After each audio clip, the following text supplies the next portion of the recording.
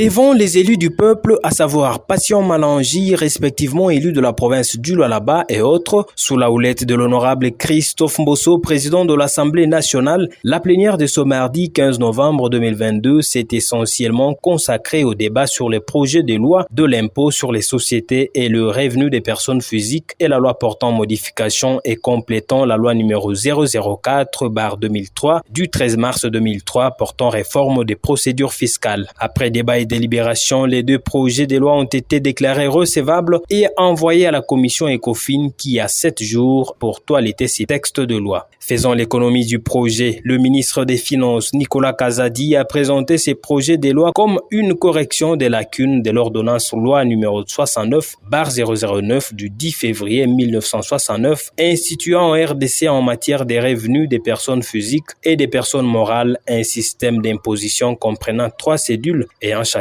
des règles d'assiette et des taux spécifiques. Ce système d'imposition a l'inconvénient de ne pas faire la distinction entre la fiscalité des sociétés et celle des personnes physiques, raison pour laquelle cette loi institue 2 impôts distincts, l'impôt sur les sociétés et celui sur les personnes physiques. Pour lui, l'impôt sur les sociétés s'applique uniquement aux bénéfices réalisés par les sociétés et autres personnes morales, alors que l'impôt sur les revenus des personnes physiques s'applique exclusivement aux revenus réalisés par les personnes physiques. L'impôt sur les sociétés s'applique aux bénéfices provenant des activités industrielles, commerciales, immobilières, artisanales ou agricoles exercées en RDC sous réserve des dispositions des conventions fiscales internationales. S'agissant de l'impôt sur les revenus des personnes physiques, le ministre a précisé qu'il s'applique aux revenus catégoriciels ci-après les revenus salariaux et assimilés, les plus-values réalisées par les personnes physiques, les bénéfices des activités industrielles, commerciales, immobilières et artisanales, les bénéfices des professions non commerciales, les bénéfices d'exploitation agricole.